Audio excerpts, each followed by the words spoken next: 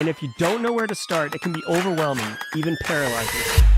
So let's fix that. Welcome to Simply Cyber, a community of tens of thousands of aspiring and active cybersecurity professionals focused on networking, knowledge sharing, and professional development. I'm Dr. Gerald, Auger, Chief Content Creator at Simply Cyber, inviting you to get the answers to your cybersecurity problems with hundreds of cybersecurity videos answering your frequently asked questions, interviewing industry experts, and live streaming daily cyber threat briefings hosted by me. Now get the stories and insights you won't find anywhere else. Hit subscribe now and dig into all the fresh content on the channel and in the community. Nothing should stop you from launching and leveling up your cybersecurity career today.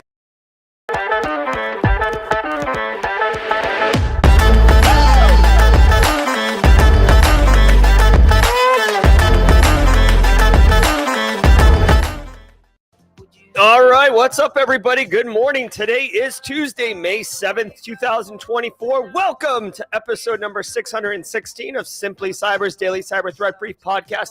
I am your host, Dr. Gerald Auger, and over the next 45 minutes, me, you, DJ B-Sec, Casually Joseph, Kimberly from the Left Coast Couch, Jenny Housley, Marcus Kyler, and the Yeet Crew, Tree Hugger, Senfulous, Roseman, R-E-T, Cyber Hamburglar, Freaky Bob bound in Australia, Will Lopez, Cherie Slam coming in hot, Megan Gray, all y'all, hashtag Team SC. We are running wild this morning, building the plane in flight. CISO series absolutely dropped the ball, and we are going to be executing the business continuity plan. Come on now. Let's go. Over the next 45 minutes, I'll be shredding the top cybersecurity news stories of the day, and I will be giving you nuggets of knowledge, tips, tricks, and insights into how you can use that information of whatever's happening in the macro picture of the world to drive cyber risk reduction for your business stakeholders. There's a reason why we need to stay vigilant and up to date on what's going on, because threat actors, they're slippery little buggers, and they change tactics quite quick, and we got to meet them outside. How about that? Catch me outside. How about that? So having said that, don't think that if you don't work in the industry, though, you can't get value from the stream, because guess what, Buttercup? You're going to be asked in any single cybersecurity job interview, how do you stay current in the industry? And my friends, this is the answer right here. Daily Cyber Threat Brief. Multiple people have told me that they dropped this knowledge bomb in job interviews, and always it's well received by the recipient. And in some instances, the person interviewing them also is a member of the hashtag Team SC and watches the Daily Cyber Threat Brief. So, chef's kiss. We're making moves out here like a snake in the grass roundabout. Now, before we get into the stream, I do want to say shout out and love to the stream sponsors, starting with my good friend Eric Taylor and the crew over at Barricade Cyber. Barricade Cyber Solutions is dedicated to helping businesses recover from cyber attacks and recover from the damage done. Now, cyber attacks can cause massive issues for businesses and send dedicated, hardworking business owners into turmoil. But guess what, everybody? Barricade Cyber Solutions, they know how to mitigate the damage. They know how to They know how to mitigate the damage done by cyber incidents. Check them out at barricadecyber.com. Links in the description below. We're doing it live. All right, guys, I also want to say shout out and love and let you know that I do not prepare or research for any of the stories. Now, in full disclosure, typically CISO series has their act together and the stories are all prepped and I get to see the headlines before we go live. Today, we don't have that. So literally, you're going to be getting hashtag Jerry Guy, man on the street, and hashtag Dr. Gerald Auger as we consume these stories in real time together. So I really have no idea. It's not just I didn't even see the headlines. Now, before we get into all that and show you what business continuity really looks like, I want to say shout out and love to another stream sponsor. Hook me up on this one, guys. Long time, or they just joined, but it's pretty epic here. Guys, as a person that exists publicly, since I share my opinions and hot takes daily, I've got to be aware of my safety and security and my family's safety and security for that matter. And it's really easy to find personal information online. The data's just hanging out on the internet and it can be weaponized, which really sucks. I recently found a solution that is a service called Delete Me. I use it It's a subscription service that removes your personal info from the largest people search databases on the web. And in the process, actually helps prevent ID theft, doxing, and phishing scams. Like I said, I've been using it for about a month. I'm very happy with it. When you sign up to tell Delete Me what data you want deleted, they go off and take care of it. You get a personalized privacy report. I'm assuming monthly. I've received one at this point, but I would think since I'm coming up on my first full month that I would get my next report. But it tells you where they found it, what they removed, if it's in the process of being removed, because some data brokers kind of are tricky. Yeah. So take control of your data. Keep your private life private by signing up for Delete Me now at the special discount rate for Simply Cyber listeners. Today, get 20% off your Delete Me plan. When you go to joindeleteme.com/simplycyber, use promo code simplycyber at checkout. The only way to get 20% off is to go to joindeleteme.com/simplycyber and enter code simplycyber at checkout. joindeleteme.com/simplycyber. Thank you. Thank you, Delete Me. All right, guys. Now, every episode of the Daily Cyber Threat Brief is worth half a CPE. So say what's up in chat, grab a screenshot, file it away, and literally, once a year, count up your files, divide by 2, and that's how many CPEs you got. It is Tuesday, so we got Tidbits Tuesday coming up where I share a little bit about myself. Do not know what I'm going to be saying, but that's okay. But do me a favor, get your cup of coffee. Like I said, we are executing the business continuity plan right now, so no idea how this is going to look or work, but we'll figure it out together. That's the beauty of #TeamSC. That's the beauty of the mod team. We are in it together, and it's all about good times and helping each other. So Team SC. Before we finally get into it, I do want to say, if you're a regular here, drop a #TeamSC in chat, please. It's good to see you regulars. Hey, Chris K. Hall. Good to see you, hot soup, cold soup. If it's your first episode, if episode 616 is your first episode of Daily Cyber Threat Brief, please drop a #first timer in chat. We have a special sound effect. Welcome to the party, pal. We have a special sound effect for our friends, our first timers. We want you to feel inclusive. We want you to know that you're welcome here. Also, I want you to know, holy crap, hold on. Maloney says, I got the CTI. What is wrong with me today? I can't speak, y'all. Maloney says, I got the CTI analyst job I interviewed for in March. I would love to take the baton today and share my story. First of all, I came in like a yes, sir. And whoever has the baton, can we please give it to Maloney? Like, let's fast track this. Maloney, I can help. I can help motivate the baton pass, but I can't pass it myself unless the person doesn't show up. Eric Franco, welcome to the party, pal. Welcome to the party, pal. All right. Also, final thing. I did stock the fridge with water in case I get verklempt. I can fix that. Connor, Connor, you're a first timer. I feel like you're a squad member. How are you a first timer, Connor? We'll still drop a welcome to the party, pal. Congratulations, Maloney. All right, guys, do me a favor. Sit back, relax, and let's let this hot mess express leave the station and take off. I am going to need to get more coffee, though. All righty. Here we go. And any kids in the audience, hello. Kiddos. All right, guys. Let's sit back, relax, and let's let the cool sounds of the hot news wash over us in an awesome wave. I will see you in the mid-roll. Now, I don't have any good way to do the music transitions and all that, so here we go. Again, I haven't researched any of these. Of course, a paywall instantly.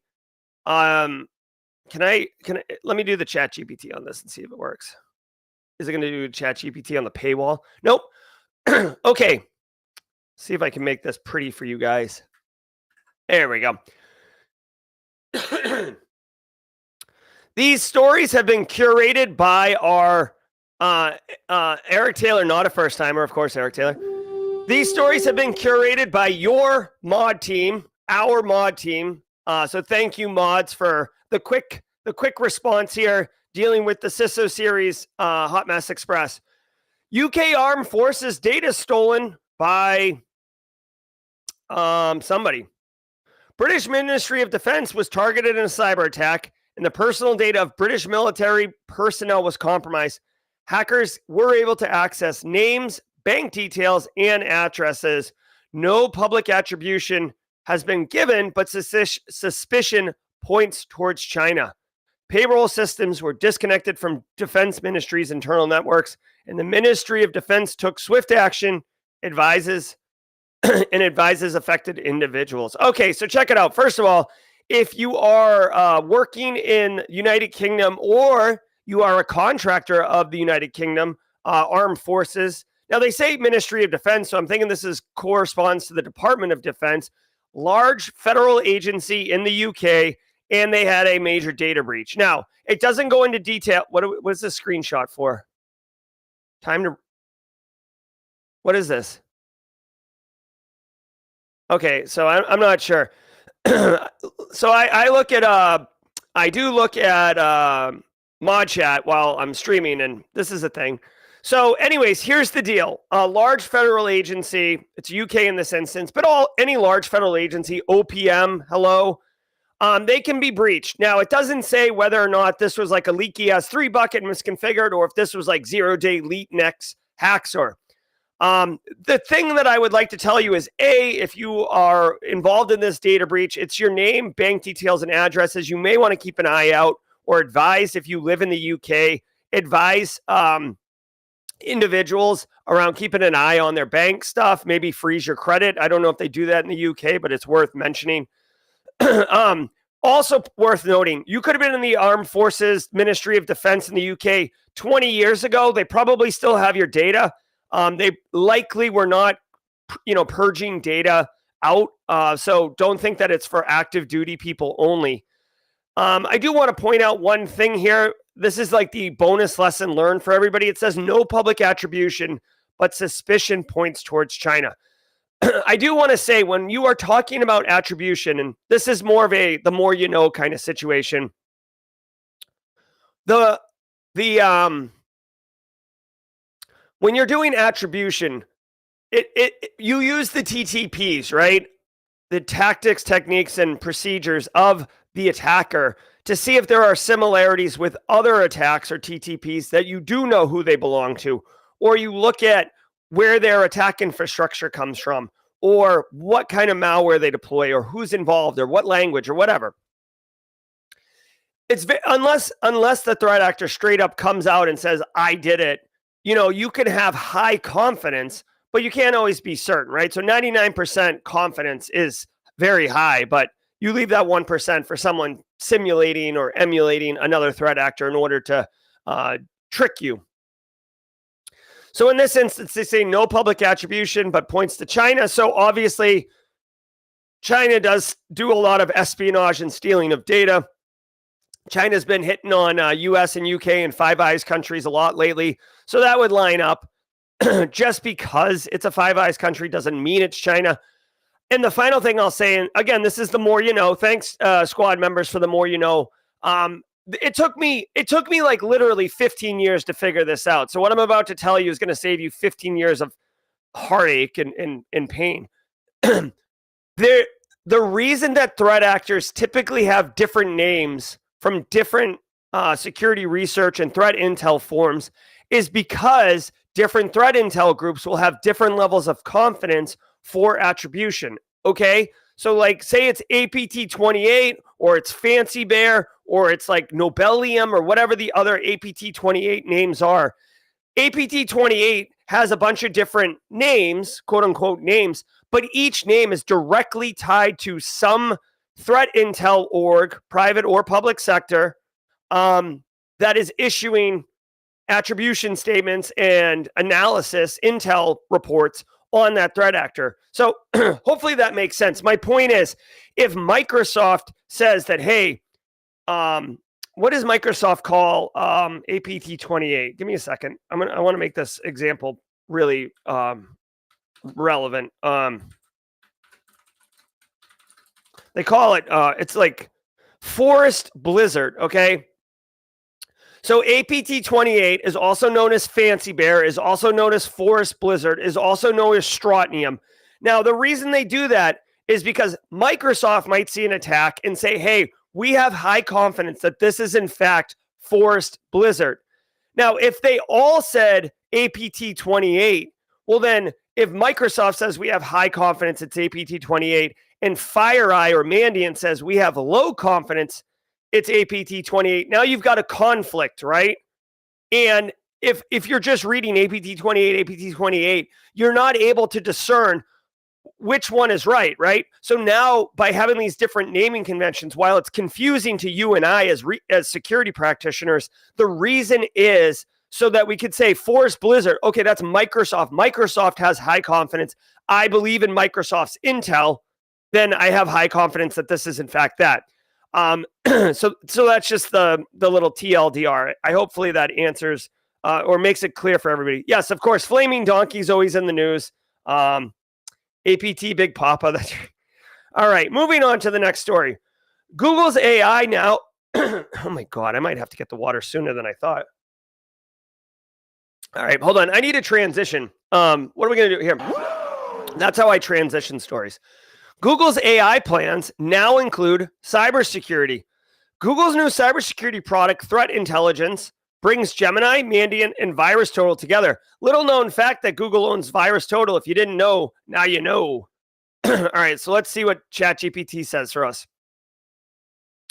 Google plans to utilize generative AI and cyber focused on threat reports, readability, and analysis. Google's new cybersecurity product, Google Threat Intelligence, first time I've seen something named so obvious since Daily Cyber Threat Brief. It's going to integrate Mandiant and VirusTotal's work. Okay, so Gemini 1.5 is a large language model, of course. It could analyze WannaCry in 34 seconds. Wow, dude. Subtle flex, Google. Gemini could also summarize threat reports in a natural language, aiding companies. Threat Intel offers a vast network to monitor potential threats. Mandiant provides human experts and consultants to monitor and block attacks, and VirusTotal contributes to threat indicators. This is a perfect storm of cool stuff coming together. Google acquired Mandiant in 22. Yes. Mandiant tests AI model defenses and aids in red teaming. Yes. Microsoft integrates AI into cyber with Copilot. Okay, so here's the story here. I think we as practitioners have already been using ChatGPT and Gemini and other AI, generative AI tools to take long-winded, complicated reports, whether it's a executive order, whether it's legislation, whether it's a threat intel report, and dump it in and make it quick and readable. In fact, it's gone so far that several cybersecurity products are actually baking it into their product suite and making it natural as a tier 0 triage, meaning an alert is detected, right? Some type of issues detected by your tooling. As part of your SOAR capability, part of your automation, it automatically takes whatever, TTPs, IOCs, indicators, like whatever, artifacts, whatever, and sends it to the AI. The AI analyzes it and then will create a ticket in a Jira or ticketing system, ServiceNow, or even right there in the EDR management console, like your Cortex console or something like that. So when you as a SecOps analyst or a SOC analyst or a GRC person who wears multiple hats or a network engineer for a transportation company who's asked to do 15 different jobs, I'm looking at you, DJB Sec, you can log into the management console and it's already got intel for you right there. Hey, this looks like this. Hey, this is a big issue. Hey, this isn't a big issue. Here is some links to reporting that you can use to better inform yourself. So this is tier 0 triage. Now, before you move ahead and have it say false positive or true positive, pump the brakes on that. Let's let a human analyst do that. But that's basically what this is doing. So Google, if anything, I actually think this is an opportunity for me. When I saw this story, the first thing I thought of was Google is actually coming up with a use case for Gemini. to be kind of more mainstream. Because honestly, guys, like ChatGPT and Gemini, they're like 1 and 1A, right? Like you're like, oh, I just need to do a single shot, fire a question off, get an answer. Hey, like, what is this? Or, hey, give me a title for this, or, hey, do a draft of this, or what, whatever. It's like one shot transactional interfacing with ChatGPT and Gemini. And there really isn't, to me, there isn't a lot of like, difference between the two. Some of, obviously they do things a little differently, and sometimes I'll use both.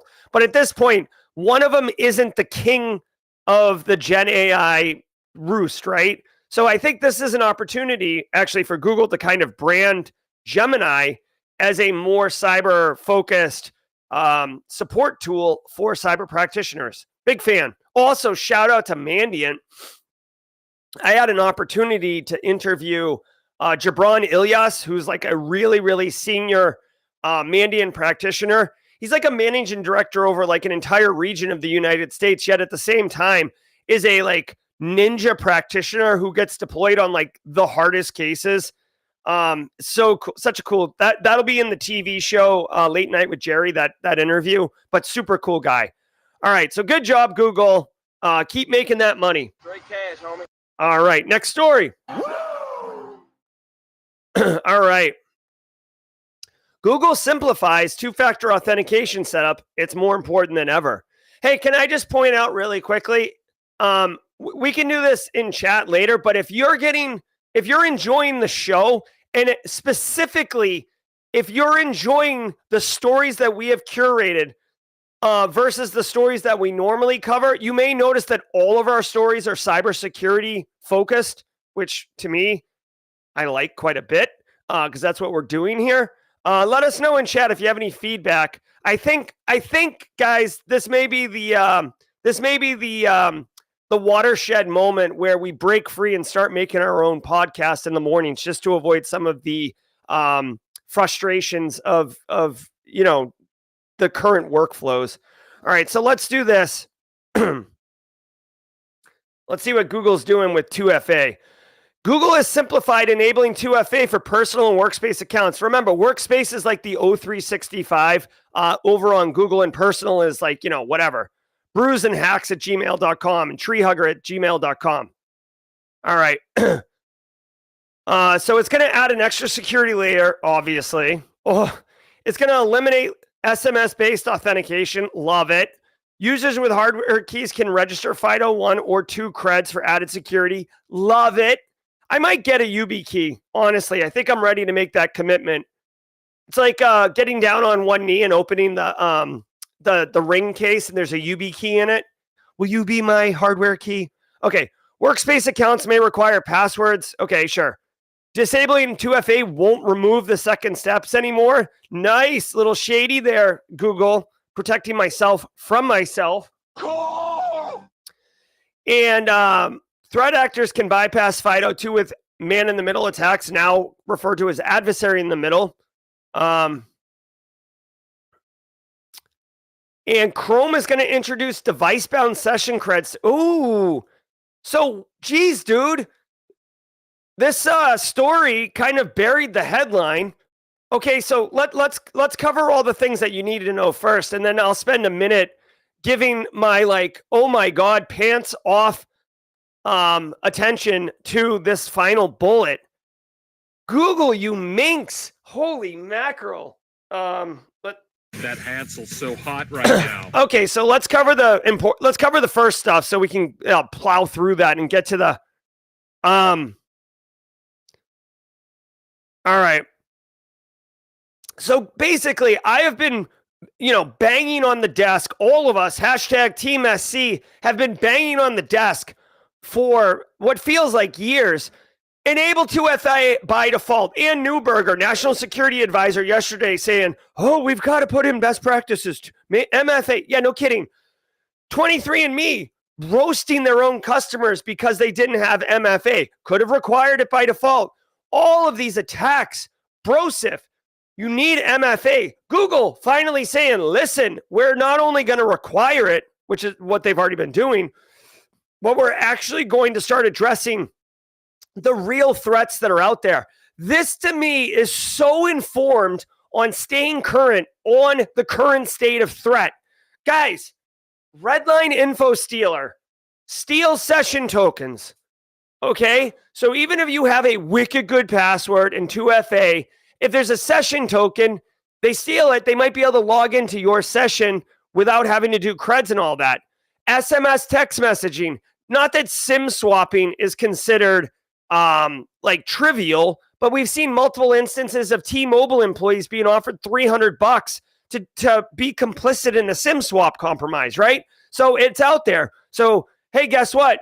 SMS text messages, you burned, all right? Phone call multi-factor authentication, you burned, right? It's 2024. We got to get better situations, hardware keys, and it doesn't actually say what Google's doing to simplify this. I would assume it's a workflow thing, but I'm all about it. If you disable 2FA because you don't understand why it's so valuable, Google won't remove the second steps automatically. They make it, Google is basically taking a page from our cybersecurity playbook and introducing it for cybersecurity. Yes, Google, thank you. So normally when we introduce security to our end users, we're introducing friction and they don't like it. They complain, they kick and scream. It's like dragging a child. Well, no, I don't drag children. What would you do? Like, it's like, sending a child to bed who didn't want to go to bed. They're kicking and screaming all the way up the stairs, right? Well, Google is saying now, hey, no problem. You're required to have 2FA. And it's almost like vendor lock-in where it's like, well, hey, you're going to go ahead and disable 2FA. That's fine, but you're going to have to take an additional step to get rid of 2FA. You feeling me, Smalls? Now, let's take a minute and just ooh and ah about this. Oh my God. Oh my God. I honestly, like, this is as close to an infographic level, like, as I'm going to get with a single bullet. And I know it's ridiculous that a bullet on a slide gets me all frothed up, but listen to me. Google Chrome is introducing, wait for it, device-bound session creds to counter session cookie theft. Thank you. Do you understand, guys? Session credential theft is all the rage right now. Threat actors are out there stealing session tokens, logging into all your cloud-based stuff, and it's a problem. So Google, paying attention to the current state of cyber, the current state of threat, the current state of all the things, is saying, holy crap, we need to address this particular threat. This is informed risk management. Somebody at Google must work in GRC because this is lit. They're literally addressing the threat. Thank you, somebody at Google. So now when some threat actor runs Redline Info Stealer on your box and rips your session token, it doesn't do anything for them because they also don't have your instance of Chrome. They don't have your laptop or workstation or mobile device. I mean, threat actors are probably going to come up with some tricky pivot to do that, but whatever. For now, you know what? Take a beat. All right, let's keep going.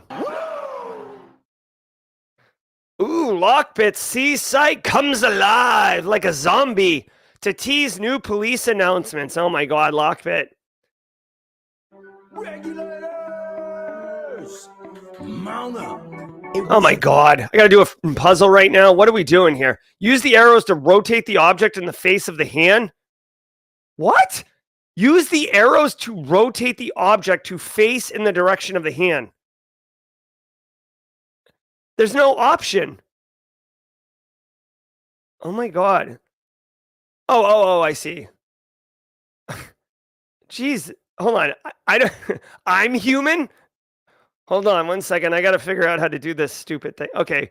It took me a minute to understand how to complete this CAPTCHA. I'm Ron Burgundy? Okay. Okay. Yay! Shall we play a game? All right. Can we get bullets, please? I need bullet lists. I don't need this. All right, I'm just getting a news report now that Lockbit dropped 50 victims yesterday. That sucks. So law enforcement agencies, including the NCAA, FBI, and Europol, revived a seized Lockbit ransomware data leak site to suggest new revelations on Tuesday. Operation Kronos, by the way, Kronos Trigger, sick, deep cut game. Operation Kronos dismantled Lockbit's infrastructure, seizing 34 servers. Holy crap, what a flex. Hosting data leak, crypto, decryption keys, affiliate panels, etc. They used one of the platforms as a press release platform.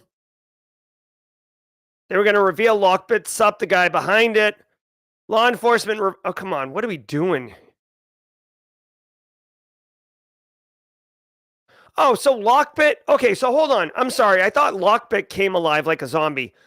Law enforcement's actually punking Lockbit right now. Affiliates of Lockbit are cautious due to increased law enforcement scrutiny because the ransomware gang remains active, posing a threat. Okay, so this is really wild. Okay, so do we have a link? Let me know if we have a link to this website, because this would be nuts, dude. So remember, a couple months ago, here's the deal. There's a lot going on here, okay? First of all, Lockbit is the top ransomware threat actor in the world right now. When I say tier 1, I'm talking like S level tier. Like they are a Mewtwo or whatever, like whatever the like elite level Pokemon is. Okay, I don't do Pokemon. I do Magic the Gathering, but I'm like a 95 kid. So like Lord of the Pit or Shivan Dragon if you got gray in your hair, #olds. My point is, Lockbit is the top dog in the ransomware space. Now, international law enforcement seized all their stuff, and yet the leader of the group, his name is Lockbit Sup. I'm assuming gender here. Lockbit Sup is kind of teasing law enforcement. Eric Taylor and Barricade Cyber Solutions is reporting live right now that Lockbit dropped 50 new victims yesterday. So law enforcement has crippled Lockbit ransomware threat actor group, but has not, taken them down or removed them, and they continue to operate. So this is a very complicated situation. On top of it, Lockbit depended on affiliates, but affiliates are kind of like geeked out because the heat is on, right? The heat. Oh my God! By the way, Robert De Niro, Al Pacino. Shout out for supporting role, Tom Sizemore. He didn't get enough credit in that movie. Heat is awesome. So affiliates are like, I don't know if I want to play with you, but cash talks, right? Great cash, homie. And there's enough people who want to get paid who are operating out of Eastern Europe that feel like they're absolutely safe. So Lockbit continues to operate. Now, law enforcement in a very tricky move. You don't see law enforcement do this often. Remember, law enforcement typically is like the Ronco turkey cooker. Low and slow. They just like set it. Well, not set it and forget it. I guess they're more like Eric Taylor cooking meats in the backyard. Low and slow, just keeping it cool, not really making big noise, and then boom, serving you up some sweet, sweet brisket. In this instant, law enforcement executed their mission. They control a bunch of Lockbit's infrastructure, and they're using it to tease out that they know Lockbit Sup, and they're revealing information. This is to cause panic and cause concern in the ransomware affiliate community that anyone, including the top dog, could be doxxed basically by law enforcement. And you do not want to be left holding a bag of flaming dog dookie when the police show up, right?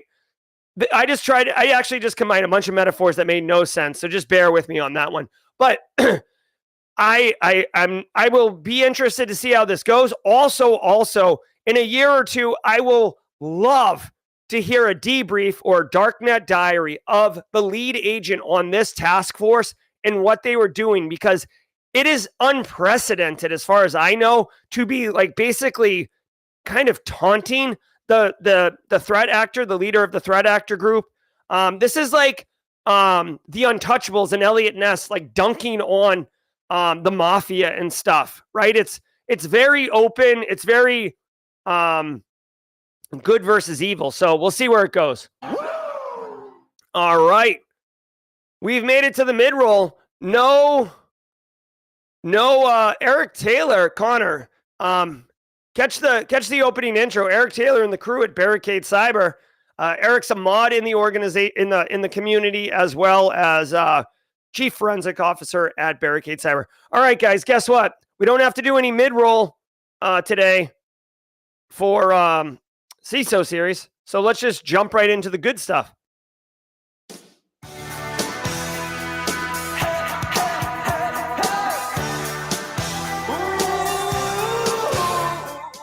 All right. Hey, guys, I hope you're getting value from the stream. Again, we're executing the business continuity plan for the stream because we didn't have CISO series stories today.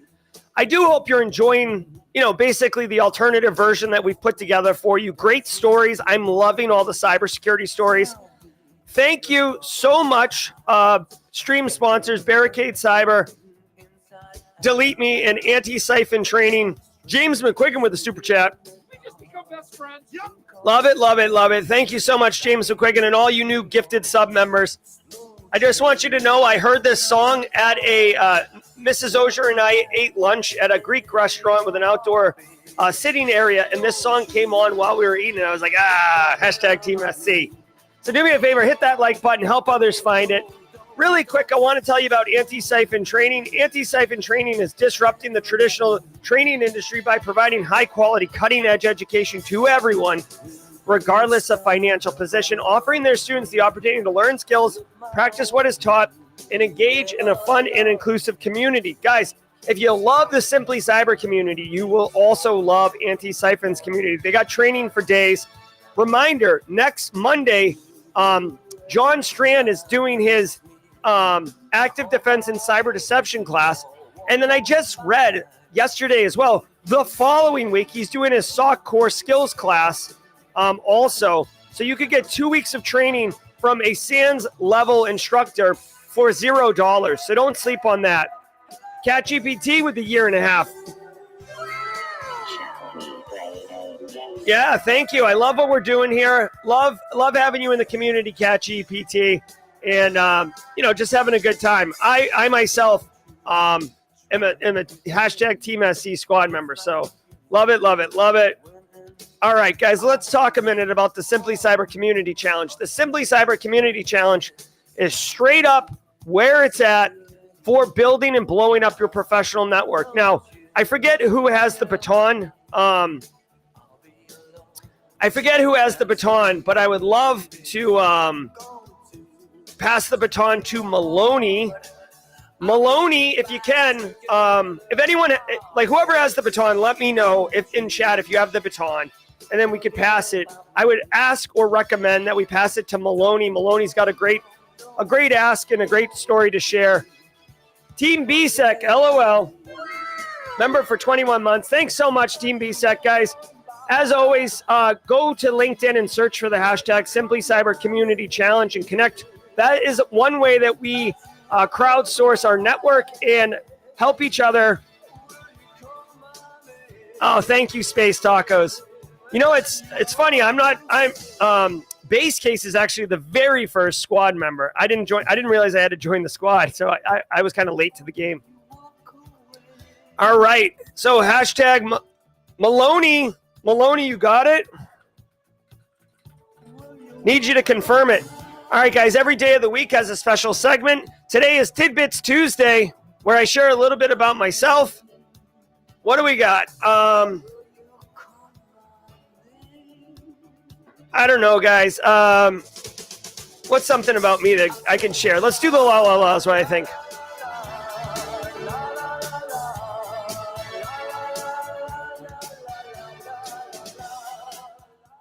All right, I got something for you. Guys, I was never really a big Greek food person, right? Like I ate hummus, but I never really thought about Greek food as a thing.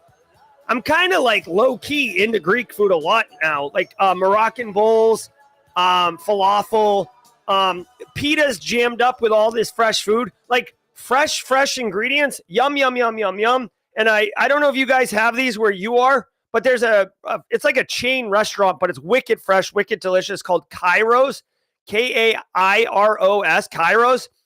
I kind of secretly like find myself driving way out of my way to be like, oh, I'm hungry. And look, there's a Kairos. But in reality, I think I was like always driving there. So if you don't know, now you know. Let's go. All right.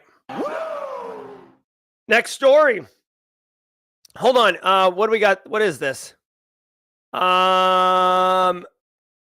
So Eric Taylor is co-hosting something, but he dropped like a 5 megabyte file in chat, which I'm not going to click on. I don't know what this is. If you have a URL, Eric Taylor, let me know, and I'm happy to share that. I also want to point out, I saw this morning. Eric Taylor is actually going to be involved with this incident response summit on June 19th with Antisyphon. Reminder, if you didn't know, oh my God.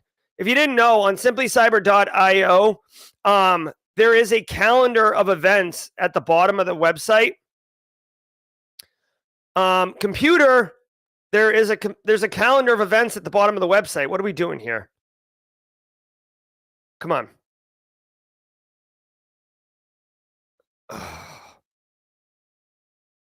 All right. Well, I'll come back to that, but it's there. Okay. City of Wichita shuts down. Oh, I see what it is. Okay. Oh my God. Okay, hold on. I have to click through things. I don't even think I can open this on stream. Okay. So here is a screenshot of Lockbit's. No, I know. Okay. Eric Taylor is protecting me from myself. All right, here is a screenshot of Lockbit's dark web site, and you can see here all of the new victims dropped. We've got, a bunch of companies I've never heard of. Okay, Ram Mutual, GS Electric. So here's the thing, guys. Sunoco. Oh boy. Oh, that's not Sunoco, the gas company. CareSpring, dude, they hit a lot of people, bro. This isn't cool. This sucks actually for all these people, but this is why they're the number one tier one group there is, right? Look at all these people, bro. So any one of these could be the ransomware story of the week, right? They're hitting law firms. They're indiscriminate. They don't care who they hit. They just hit whoever. France, America, Brazil. Again, it's all about straight cash, homie. Straight cash, homie. So thank you. Thank you very much. Right? Like scanlog.com. Right? I'm just curious. Scanlog.com website resolves, but they're having a bad day. All right, let's keep going. City of Wichita shuts down IT network after ransomware attack. The city of Wichita, Kansas disclosed it was forced to shut down portions of its network after suffering a weekend ransomware attack. 400,000 person city, top 50 cities in the United States. I wouldn't have guessed that. The city confirmed that they suffered the attack on May 5th when it was encrypted with ransomware. In response, the city shut down its computer network to prevent the spread of ransomware. So this is a ransomware story. See what I just did there? So here's the deal. Municipalities, they're going to get hit left, right, and center. They're undermanned, understaffed, under-resourced, underutilized. A lot of people don't pay attention, thinking that it's not going to be an issue. They get hit. Now, I will say that they said in the story that the city shut down its IT network or disconnected its IT network to prevent the spread.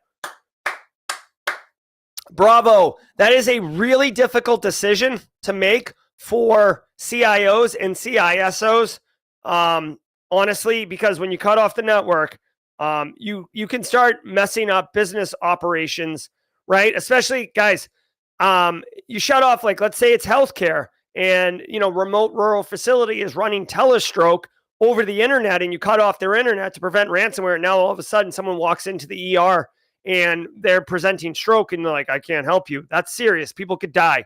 So there are real consequences to cutting off the internet. It's not just a silly break glass and rip out the cables kind of thing. Now, Witchita is going to have to rebuild, obviously. You hope that they have pretty good business continuity and disaster recovery backups and stuff in place. Basically, online payments are not going to be in place. This can affect people who are trying to like close on their home today, right? I saw instances with city municipalities were unable to like basically process titles, take payments, issue, just all sorts of stuff, right? So it's not just like, oh, I can't pay my online bill. Like there's other issues. One of the 50 largest cities in the United States, 400,000 people. Think for a second about a business that has 400,000 employees, right? Oh, all of a sudden it seems quite serious, right? So, hearts and prayers go out. They said it happened over the weekend. Remember, the weekend oftentimes is a graveyard shift. Maybe it's like the undesirable shift. So you have newer people, AKA more junior, less seasoned people handling the incidents. Honestly, the city probably outsourced to MDR, if I had to guess. But there we go. All right. China suspected after major MOD payroll breach. Oh, this is a follow-up, I guess. Wow. We're actually having a follow-up from a story earlier in the Daily Cyber Threat Brief. Pretty cool. All right. Sensitive personal and financial information belonging to the military personnel had been compromised. That's right. Grant Shapps. Ooh, that is such a, this is such a UK name. Grant Shapps is making a statement. Whoever, third-party risk, contractors' IT systems. They targeted a third-party payroll provider. So it wasn't even somebody who was, it isn't even somebody who was directly involved in like government contracting or something like that, or providing services like that. It was a third-party payroll company, which is why they got the bank details, obviously. Honestly, guys, this is even less of a serious concern. So the Ministry of Defense actually wasn't impacted.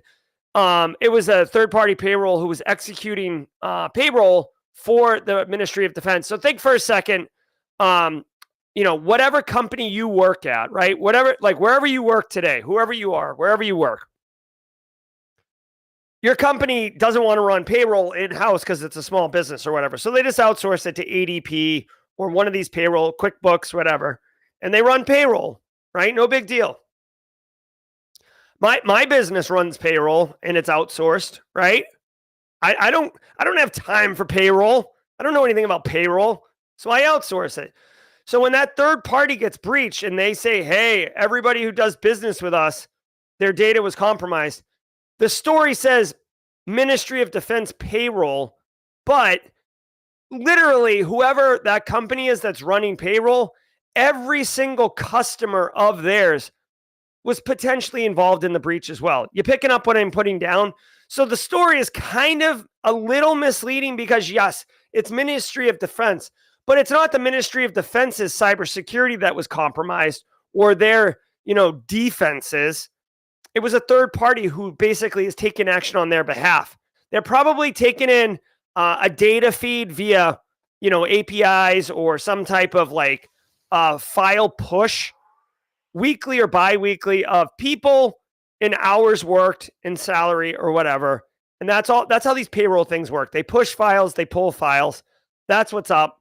The push was probably what was compromised, right? Like wherever that data lands, which is another common thing. It's like think of it as like a staging server to ingest data files, and then the workflow executes and then pushes back out. So a little bit, just a little misleading, but calls attention. Somebody called Neil Bridges. Third-party risk is a real thing. So Ministry of Defense needs to go in front of, regulators and lawmakers and with their hat in their hand and be like, oh, our soldiers, our support people, whatever, they had their data compromised, but they did nothing wrong, right? So you've got to manage expectations. So, all right, let's keep going. Sandstorm. Ooh, it's getting spicy. Sandstorm hackers added new Capa tool to its arsenal. Also, how do you say this word? I don't have a phonetic key, so I say Capa. You let me know. All right. Capa, also known as knuckle touch, okay, is a sophisticated backdoor malware that's been making waves in the cyber world. Initially seen in 2022, it wasn't until 2024 that Capa was formally tracked due to its involvement in limited scope attacks in Eastern Europe. The Sandstorm connection is linked to the Sandstorm group, which is Russia's, top tier threat actor group. Very disruptive. Let's see. What's Capa do? Well, so Capa is basically a backdoor malware. So remember, in the cyber kill chain, let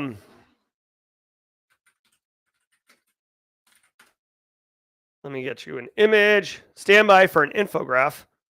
All right, this one's fine, right?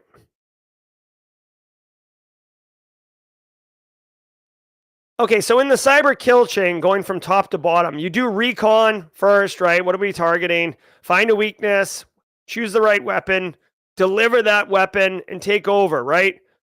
Well, once you take over the box, you want to be able to come and go as you please. You don't want to have to deliver a payload and hope that Carl clicks on it, right? So one of the first things you do is you drop a dropper, right? And then the dropper reaches out and pulls down second stage payloads. And that's where command and control. I know, BSEC. So you pull down C2. Now, obviously, defenders don't want C2 on their network. So if they see it, and then they yeet it out the environment, right? So, but Sandstorm's tricky. So they got this Capa thing, which is a sophisticated backdoor. So remember, Capa means that they've already compromised somebody, and they're laying backdoors to be able to come and go as they want. So Capa employs multiple persistence mechanisms. This is another common technique of this is like one of those things that distinguishes a sophisticated threat actor from some chump who just like fires off some malware that they downloaded and like hopes it works. Multiple persistence mechanisms. This is the techniques of nation states, okay? You have a beacon. The reason you have multiple persistent mechanisms, because you might be like, well, if I have a back door, if I can come and go as I please, why do I need multiple? It's because defenders can find your backdoors, right? There are indicators that you have a backdoor installed on your endpoint or on a compromised host, and a SecOps person will root out that back door. So you need persistence, multiple of them, right? One that beacons, whatever, once a day, once every 15 minutes, one that beacons once a month. Maybe you got a really deep one that beacons every 6 months, whatever. So the way that they're doing it, and again, this would be TTPs that you would see in the MITRE ATT&CK framework, is auto run registry, right? So as soon as you turn it on, you get like Steam and Microsoft Teams, which is borderline malware because it runs automatically whether you like it or not when you turn the computer on, right? So that auto run. Scheduled tasks, that's another one. This is where I'm talking about where it fires up like once a month or whatever. And then batch file removal. I don't know about this. This isn't. So this is annoying. Multiple persistence mechanisms. Okay, guys. Hey, I hate to be such a stickler and a peckerhead, but I'm going to be. Multiple persistence mechanisms. Here's a bullet list. This third one is not a persistence mechanism. This right here is cleaning up the activity the threat actor did on the box to hide their actions. These are persistence mechanisms. This is file cleanup and basically being quiet or less noisy. Not a multiple persistence mechanism. So just saying. If you're new here or you're, junior or you're still learning, don't read this and think that this is a persistence mechanism. If you were to say this was a persistence mechanism in a job interview, it wouldn't be right. All right. Capica's functionalities, whatever. So what are the IOCs? So IOCs are indicators of compromise. This is something that you should be looking for to either to go threat hunting or to ascertain or to prevent things from happening. So guys, really quick, when we talk about indicators of compromise, there's two things you should do with it. One, you should put it into your protection tools, right? Your EDR solutions, your firewalls, your SIMs, whatever. Not really your SIMs, but your EDR solutions and your firewalls to detect if these things show up in your environment going forward. But remember, you could have been compromised earlier. So go threat hunting, look for these IOCs in your SIM or in your EDR management console and look to see if they're here. Okay, that's the value of threat hunting. So you can look for these registry keys that get changed. And if you see run DLL 32, which is a normal Windows dynamic link libraries process, but it's executing the WLL file in a weird place, spoiler, you're compromised. Again, Sandstorm doesn't get out of bed for nothing short of nation state level. These guys are the A team. This would be like saying that the Boston Celtics might play a pickup game at the YMCA. That's not happening. Sandstorm isn't dropping these tools on, for lack of a better term, basic businesses, basic people. This is nation state level threat actors. Okay, so that's what's up. All right, final story of the day. Android, we got a little love for our Android people. Android bug leaks DNS queries even when VPN kill switch is enabled. Ooh, the kill switch. All right, we got this mid-journey art of a wet Android guy. Mulvad VPN. Well, there's your first problem. Yeah. What? I don't understand how there's so many VPNs out there that people would use. I've never heard of this one. I wouldn't use it personally, just because I'm weirded out by it. But a Mulvad VPN user discovered that Android devices leak DNS queries when switching VPN servers, even though always on VPN feature was enabled. So always on here. Okay. Block connections without VPN. Very, very good. Oh, Mulvad is okay. So Mulvad is not a VPN solution. I think Mulvad is an individual. Okay. So Android leaks some DNS information. So basically, here's the deal. This is a more technical, privacy-related story, very specific. If you're hyper focused around privacy and security, and you're using a VPN, and you're using this Mulvad one, apparently you're not completely protected. This is one of those examples where you gotta remember, guys, if the feature says on your app, always on VPN, and you slide it, that's just what the front end says. It's possible that it isn't always on. It's possible it doesn't do exactly what it says. There is a disconnect sometimes between the front end features and the way it's technically implemented, right? We discover these things from time to time. This is one of those ones, right? So honestly, this is one of those ones where if you were doing a risk assessment and you're do you prevent leaking of DNS? And they're like, the feature says always on VPN. We don't allow connections outside of the VPN being enabled. And you're like, okay, sign off. But if you actually tested it, you would discover that it does not, in fact, block those VPN DNS requests from happening. I have the earpiece in my ear, but guess what? There's nothing going on in there. Android security and privacy is a top priority. Okay. With all due respect, insert business product and say security and privacy is a top priority. Every business says that. That's it comes with your breach letter and your 2 years of identity theft protection. All right. Final thing I'll say about this one. This is a really specific thing, but your DNS queries get leaked. But honestly, guys, Google, almost all DNS queries go back to Google at some point. No matter what, but if you go and look at like how DNS is working on the internet in 2024, like Google kind of controls like the super official legit list of like DNS. A lot of ISPs point back to DNS. Google, a lot of like DNS providers point back to Google. So like basically if Google decides that your website needs to be like blown off the internet, like black hole basically, Google can do that. Google has a lot of power when it comes to DNS. So the reason I bring this up is because even if you have the VPN on and your DNS queries leak, Google itself knows what your DNS queries are likely because you have to make the DNS query at some point, right? You can't encrypt that you want capital1.com, right? You can't encrypt that. Like you need, at some point when it gets to the DNS server, it needs to make the clear text request of give me the IP address for capital1.com. And who's making that fulfillment? Probably Google. So Google knows, okay? All right, guys, look at us. It's 9 a.m. right on the dot. Somebody call Nick Barker and let him know that even in a business continuity situation, we're straight crushing it up here.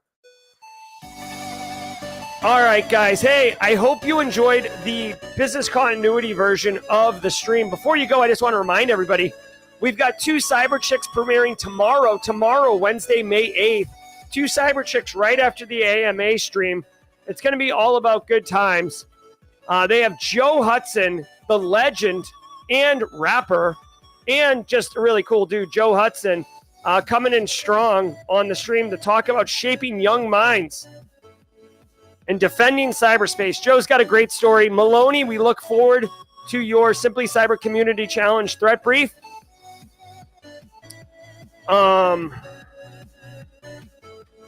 Let's see. We got jaw jacking technically. Let me see if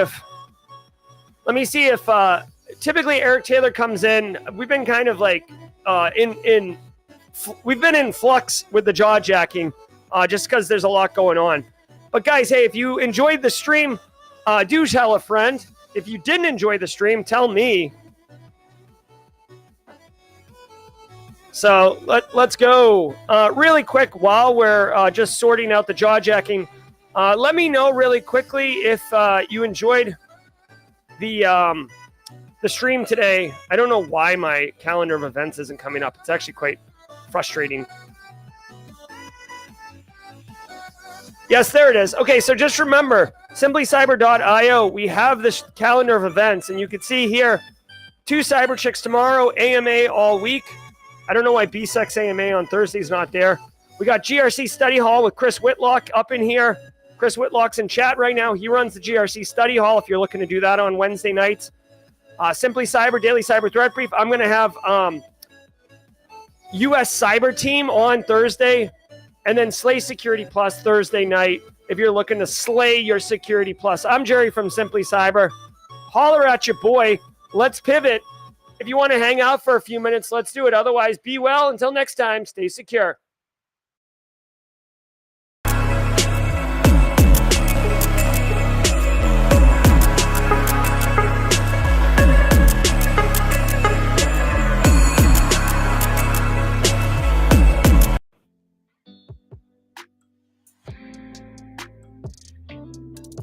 Hey, what's up, everybody? Welcome to Jaw Jacking. I am your host, Jerry Guy, coming at you strong, coming hot off the heels of that nerd, Dr. Gerald Auger's Daily Cyber Threat Brief. I hope you got value from that.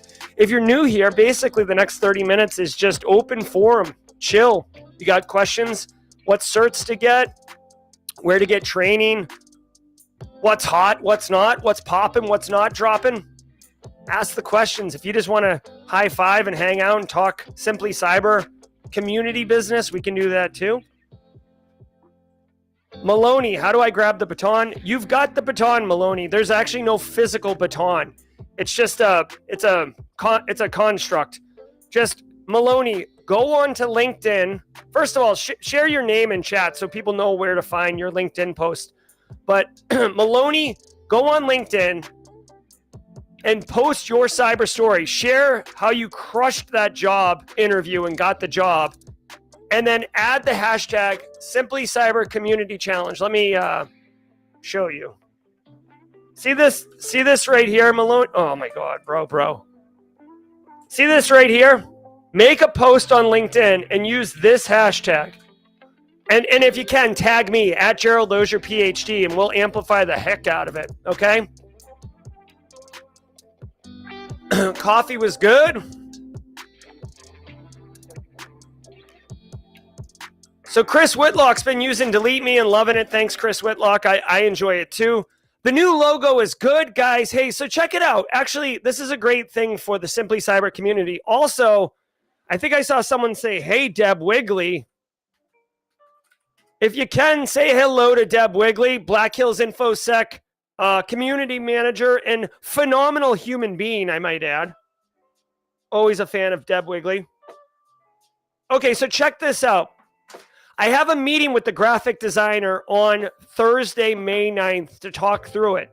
Now, you know, it's very kind of apropos that Deb Wigley is in chat right now, because I actually had a pretty big thing happen recently. Give me a second. I'm going to pull this up.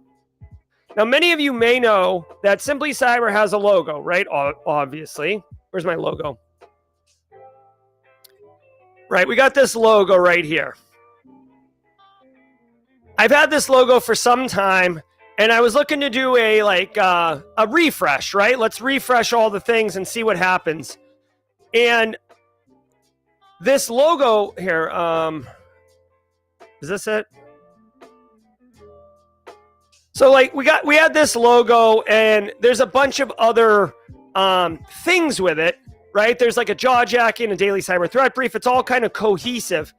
Well, when I was talking to the mod team, DJ BSEC, when I was talking to Jason Blanchard, Zach Hill, Deb Wigley, everybody, and I'm going to run a poll in chat right now, but everybody told me that they really like this SC logo.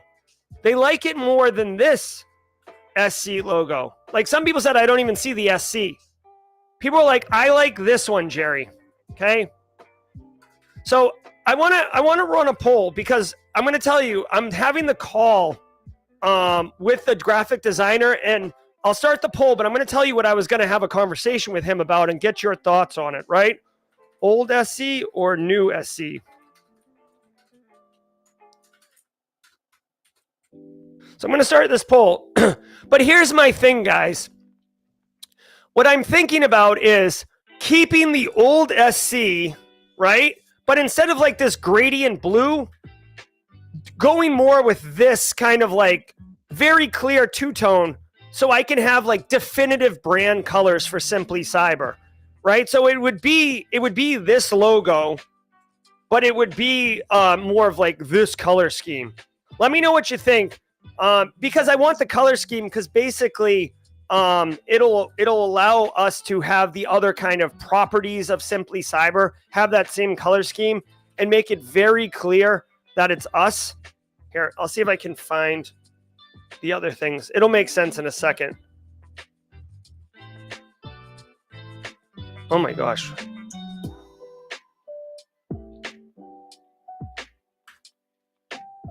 This guy was so good. Where was the... Hold on, where's the... Oh my god. I can't find it right now, of course.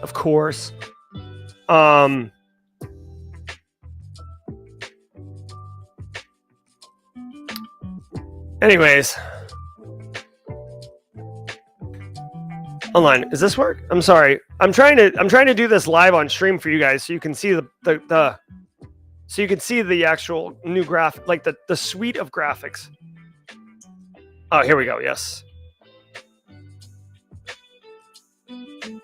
Oh, I can't see it right now. Oh my god. Anyways, sorry. I am here to answer any and all cybersecurity questions as well. So if you have cyber questions, please don't be shy. I'm here to help. Oh my god.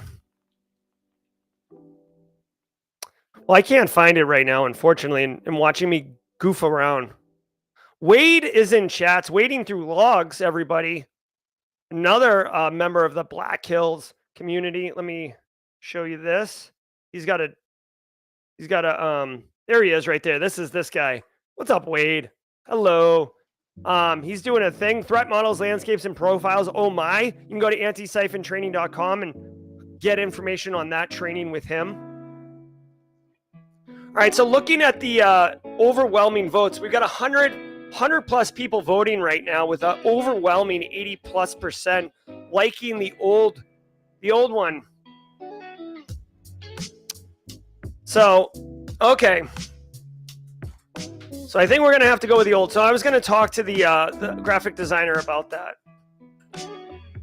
Thank you for asking, Chris Whitlock. All right, so questions coming in from chat. Know any good YouTube channels for beginners in networking or books to recommend? Trying to help the 22-year-old plumber pivot into cyber. Jazzy Jazz. So for networking, like really, a book is fine, like Net Plus, learning all the Net Plus stuff. But I would recommend like getting your hands dirty. You can use Cisco Packet Tracer. Jazzy Jazz. Jazzy Jazz, I have this. Wait, this is the wrong one. Hold on. Jazzy Jazz, I got this resource right here. All of this is like networking. If you want to learn networking, I got a million tools right here. Here's a playlist. Here's videos. Here's how to use the videos. Here's Wireshark. Here's Packet Tracer. Go ahead and you can get that by going here. Right. So Jazzy Jazz, if you go here,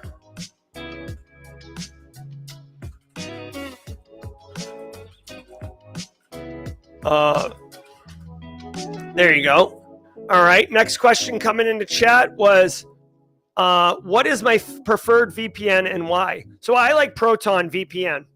I like Proton VPN because Proton VPN, they've been reliable. The industry as a whole trusts Proton. They've got servers in multiple places. I don't notice any type of like degradation in bandwidth or speeds when I use it. So, and it's very, they have apps for mobile devices and all that. So I like Proton VPN. Cyber Eddie posted a question earlier. Where's Cyber Eddie's question?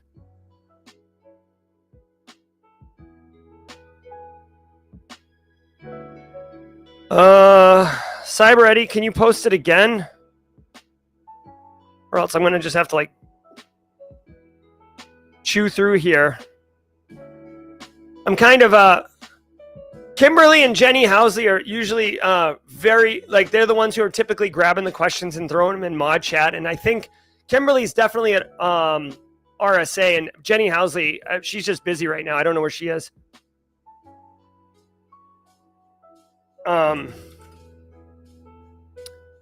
So what's up? I want to answer. Oh, here we go. Thank you, Jay and Michelle.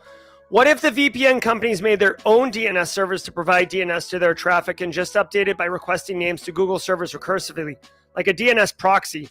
That certainly would work. That certainly would work. Of course, the VPN companies then would sell your DNS data.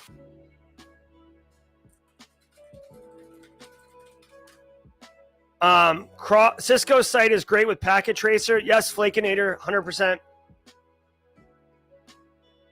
Bruise and Hack says GNS3 is an alternative to Packet Tracer. 100%. And I've never used GNS3, but I've heard BSEC answer questions before on stream. My understanding that I would start with Packet Tracer if you're new and then upgrade to GNS3. Apparently GNS3 is like, more involved, more complicated, but more opportunity to learn, right? There you go. Justin Rower with a hilarious joke with Wireshark, Wireshark, what would be the thing for Packet Tree, like Wireshark, Okay. Edwin and Blanco, the word Carl from your soundboard, is it from The Walking Dead? We are binge watching The Walking Dead when the main character was yelling at his son. Sounded just like your soundboard. So Edwin Blanco, yes, 100%. The sound effect, that sound effect is from Walking Dead. However, there's two things going on. One, this is the picture we think of when we think of yelling at Carl. You know, because Carl was doing dumb stuff in season 3 here. Thought he was a complete BA, and in fact, he was actually just introducing risk all over the place.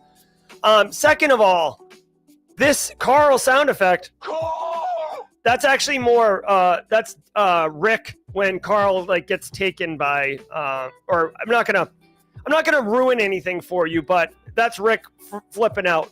Now, the actual Carl, that when we talk about Carl, what we're actually talking about is this guy right here. This is Carl. And basically, I need an avatar when I'm talking about end users. We have to protect and serve our end users. End users are going to make mistakes. This is what my avatar end user is. This is Carl. So when I talk about Carl, this is what I'm talking about. This is a character from the TV show Aqua Teen Hunger Force, which I'm a huge fan of, and it cracks me up to this day. Hopefully that is the full backstory on that. Oscar Navas says, looking for work in cyber, I am torn. My IT background says GRC, but I'm also a techie and tried a CTF and got hooked. So what should an old dude do? Well, I mean, so Oscar Navas, I will say the following. It depends. Sounds like you're capable of doing both, so that's a good problem to have. The next thing I would say, Oscar, is that like, what kind of work-life balance do you want, right? GRC people don't get phone calls at 2 a.m. GRC people can insert themselves into SecOps capabilities, especially, meaning more technical stuff, especially in smaller businesses where they have less people, less headcount, and require, you know, more people to wear more hats, frankly.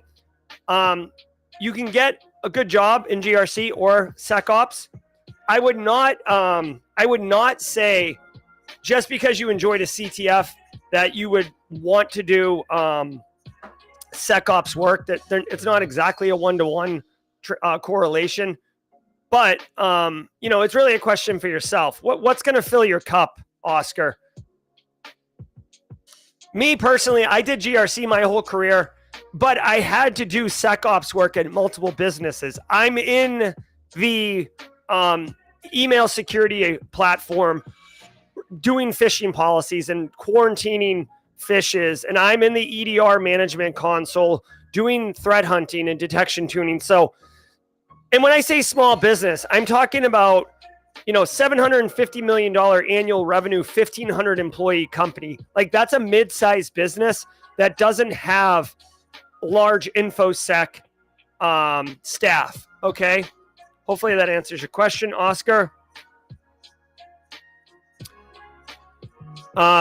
Space Ghost Coast to Coast. I do love Space Ghost Coast to Coast. I thought that was really well done. He's always like, I love that. He's always like pointing to his laser beams for no reason. Have a good one, John P.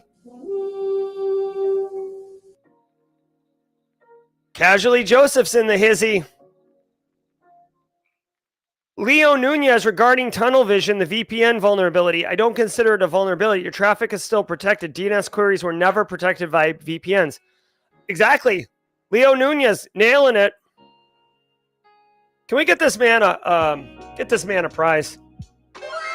Leo Nunez, blue badge, I might add. Good to see you.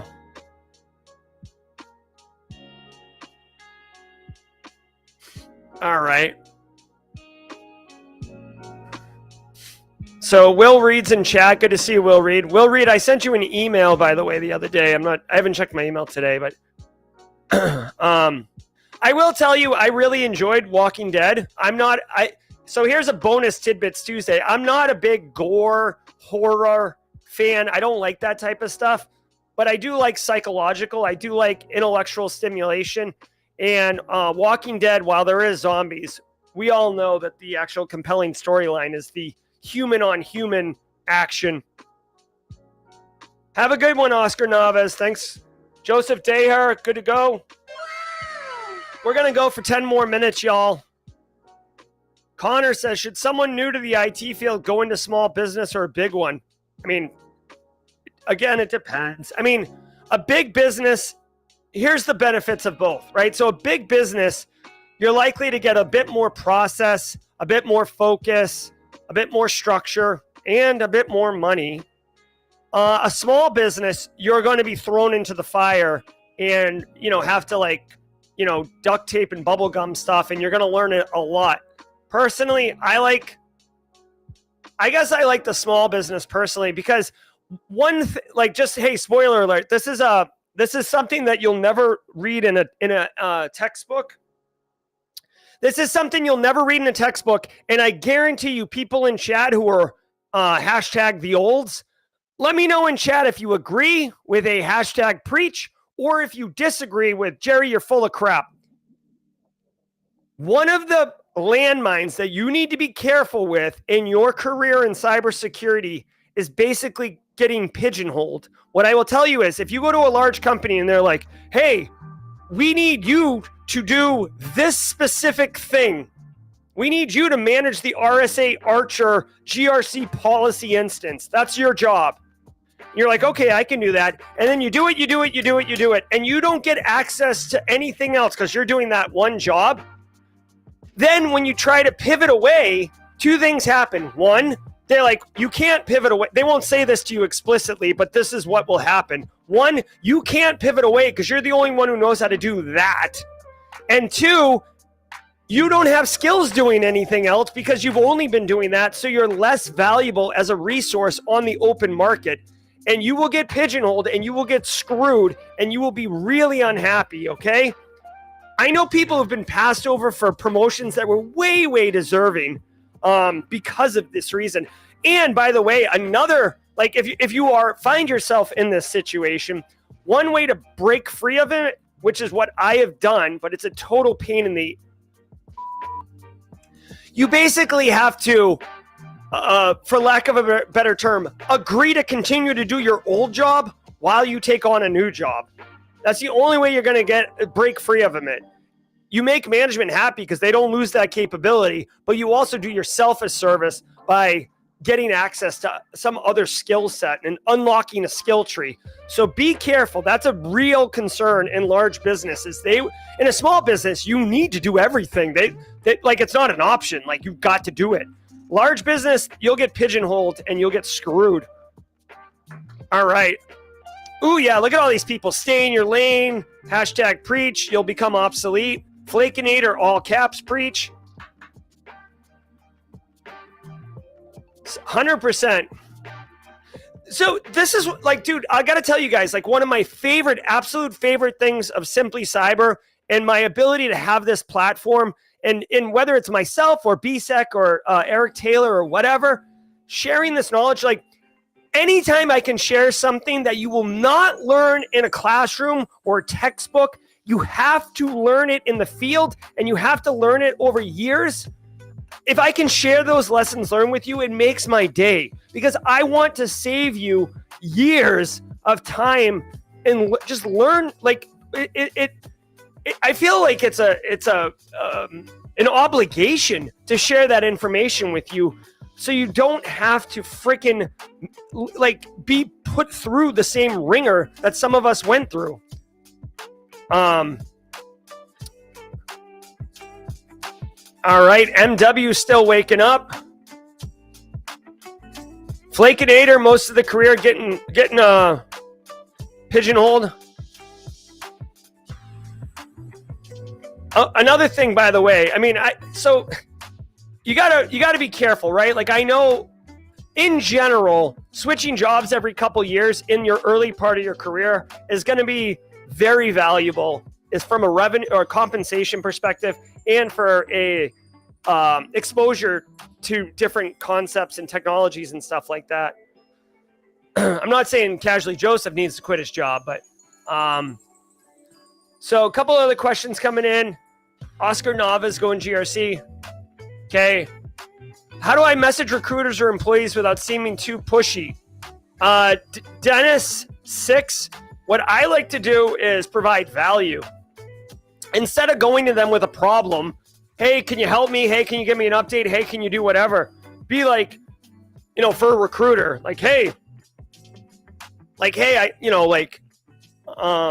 for a recruiter, you might say, hey, I just picked up this other cert, or I just learned this other thing, might make me more valuable. So here's the deal. When you're trying to deliver value to someone or some organization, think about what their problem is, or think about how you can make their life better, right? At the end of the day, we're all humans. So if you can provide value to them that makes their life easier, then they're going to be more, they'll have a different disposition to you, right? So when you say message employees without seeming too pushy, maybe you don't come right off the top rope with, hey, are you hiring? And more like, hey, I saw you work in this capacity, and I see you work in this capacity, and I saw this story or this tool. Even Denise 6 or Dennis 6, maybe even say, hey, I see you work in cyber. I work in cyber too. I go to this daily cyber threat briefing every day. I find it really valuable. I'm just sharing with people in the community. I'm just trying to help out, right? So even something as simple as sharing the daily cyber threat brief it's a value add. They don't have to go, but at least it starts the conversation. And there is this human nature of reciprocity. So give it a shot. Space Tacos switching to mobile. Space Tacos is on the move. All right, so Bolaximus has been in a knock doing junior SOC stuff for the SEC engineers. Okay. Been studying for the CISA, but don't feel knowledgeable yet. I have an interview later for an InfoSec role. How can I try to sound like How can I try not to sound like a buffoon? So Bolaximus, first of all, couple things. You say I have an interview for an InfoSec role. That's super generic. So I don't know if you're working at, you're doing SOC stuff, but you're studying for CISA, which is a GRC role, and you're interviewing for an InfoSec role. So I don't know what kind of job you want or what you're interviewing for. By the way, congratulations on the interview. Next item, remember, have confidence, bro. They are asking you to come in for an interview, so they obviously like what they see. Now, as far as not sounding like a buffoon, kind of get a good night. This is going to sound obvious, but get a good night's sleep, feel comfortable, right? One solid move I would recommend is go through a daily cyber threat brief, like today's, yesterday's, whatever, a recent one, and find one big story, like a big macro story, like the Change Healthcare one, or Google doing the MFA from today, or whatever, right? And read through it, think about it, come up with your own kind of thoughts on it. Just think about it. And at some point during the interview, if you can work it in to into the interview responses, that would be good. They might say hey, what do you think about, they might say oh, hey, end user calls in and reports that they clicked on a fish. What do you do? And you might say, oh, wow. Okay. So you might say, wow, well, here's another thing, by the way. This is a pro tip. In interviews, when they give you scenario-based questions, ask follow-up information. Remember, they're just making the story up right now. They're making the question up. They haven't thought through it themselves. So when you say an end user's called in and reported clicking on a fish, you might say, oh, interesting. Okay. So what email security platform are we using? Is there one in place? Right? That's a reasonable question. So then they're like, yeah, we actually use Exchange Online Protection. Now, you may have never used Exchange Online Protection, right? They could say, yeah, we use Flim Flam, Casually Joseph's homegrown spun email security gateway, right? That's a made up thing. I just made it up. I have no idea. you could say, oh, okay, interesting. Well, one of the first things I would do is call the, like, do I have information from the end user to be able to contact them? Yes. Okay. So first I would do is I would contact the end user to get some information on exactly what they clicked, what was the subject line, etc. Then while on the phone with them, I would log into the email security gateway and I would look at that email. I would try to determine if other people had received that email. I might actually, if, say the end user detonated something, I might go look in the EDR. Do we have EDR here? Like, ask follow-up questions, right? Like, make them expand on what's going on. Have a good one, Deb Wigley. Always good to see Deb Wigley. Let's give Deb Wigley a special sound effect. All right, Deb, you get a Ric Flair woo. All right. So hopefully that helps you feel a little bit more confident, Blacksmith. But just, get familiar with what's up.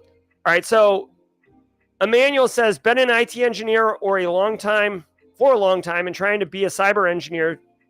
Did the Google cert. Cool. Still no jobs. What can be done? So I don't know if you're getting interviews or not, but Emmanuel keep working. You might want to investigate the Security Plus certification just because that's a big HR gateway blocker cert. Look into that. Network. I'm telling you, there's multiple people in the story right now. There's multiple people in the Simply Cyber community who applied to 500 jobs. Cyber Hamburglar. Is Cyber Hamburglar in chat? He's a perfect example. Just happened. Cyber Hamburglar. Proof.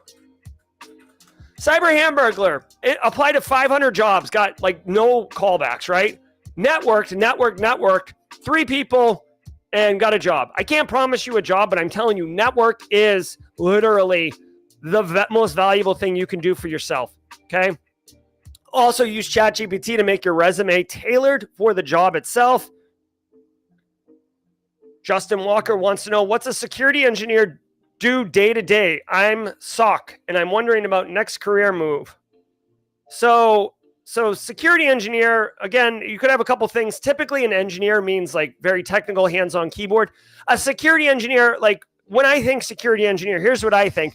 You're manning, and again, no disrespect to ladies, but you're operating or managing the day-to-day maintenance, care, and feeding of a firewall. You're maintaining the day-to-day care and feeding of a vulnerability scanner or next-gen firewall or an EDR platform, right? So here's a little known fact. Like, I know vendors will make you believe that if you plug their solution into your network, rack and stack, that pixie dust just goes flashing everywhere over your environment and everything's secured now with AI enabled. But dude, the reality is any appliance ever that you put in your environment is going to require a human to manage it and maintain it. There's patching, there's features, there's things aren't working, there's tuning, there's requests that come in because it's breaking something in production. It requires care and feeding, and that's what a security engineer does. They do that maintenance and care and feeding and management in order to make sure that the security tools are delivering on their function. How about this book? Any thoughts? Unveiling the NIST Risk Management Framework, a practical guide to implementing RMF and managing risks in your organization. All right, Augusta Delgado, you've called down the thunder. Let me take a slug of coffee. You're asking me about a book in GRC that has to do with NIST. I'm going to go put on a long sleeve shirt, then roll my sleeves up. Let's go. Small business, I would consider 50 employees or less. All right, let's do this. Let's do this live on stream together. NIST Risk Management Framework, a practical guide. I feel like I should have wrote this. Who wrote this? It's a packed book. Oh, it's Tom Marsland. So Tom Marsland, interesting. Tom Marsland is from VetSec. When did he release this? Look at Jack Scott, our very own Jack Scott, Outpost Gray, did the foreword for this. When was this released? Oh, this was just released a few days ago. Okay.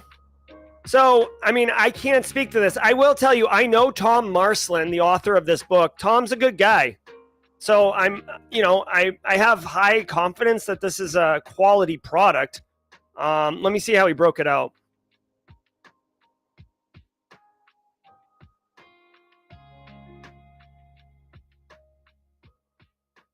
Okay. This looks pretty good. I like it. He covered cloud in here. He's got use case studies. Fine book. Fine book. I like it. I will tell you, just as a quick aside, Jack Scott, myself, John Helmus, Kim Wynn, we wrote a book for Pact a couple years ago. We have made so much money for Pact. You'll notice my choice of words there. We've made Pact so much money. Writing a book is definitely not something that makes you money. That's a fact. All right, so I would check that book out. All right. All right, so it looks good. All right, guys, we're gonna shut it down. Working on the Charles Finfrock micro course. I desperately want to make a NIST CSF 2.0 micro course.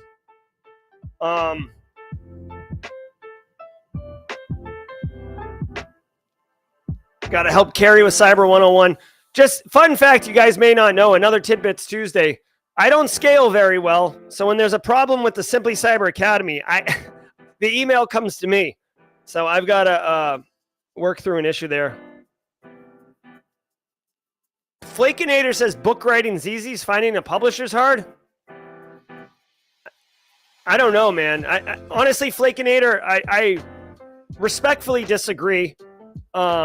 Just because you can self-publish on Amazon, Pact will publish anyone because it's literally straight cash homie for Pact. Straight cash, homie. Like, I mean, I won't get too into the details, but basically Pact takes 80%, right? Roughly 80% of sales, right? So, and when I did the work with Pact, like we had to do our own marketing. All they did was like put it in the store, and make a book cover for it. Yeah, I like No Starch Press. I think they're cool. All right. Guys, David Spark in the house. I don't know what. Oh, publishing hiccup. There it is. Hey, David Spark. All right, guys. Let's call it. It's been good. A lot of fun. We had to execute the DR plan with the stories this morning. But let me know in chat if you enjoyed the selection of stories that we had. If you're watching on replay, drop those comments. As always, it's all about good time. I'm Jerry from Simply Cyber. We'll be back tomorrow at 8 a.m. Eastern Time. Hope you join us then. This has been episode 616, May 7th, 2024. Until next time, stay secure. Content. Keep the cybersecurity train going by connecting with the other Simply Cyber community resources. We have the Discord server that's lively and always keeps the conversation going. You can connect with me directly on LinkedIn. And also every single weekday morning on the Simply Cyber channel, we're doing live daily cyber threat briefings, 8 a.m. Eastern Time, as well as Thursday at 4:30 p.m. We're doing live stream interviews with industry experts, and we produce videos that we push out every Wednesday morning. I'm Jerry from Simply Cyber. I hope you enjoyed the content, and we'll see you in the next one.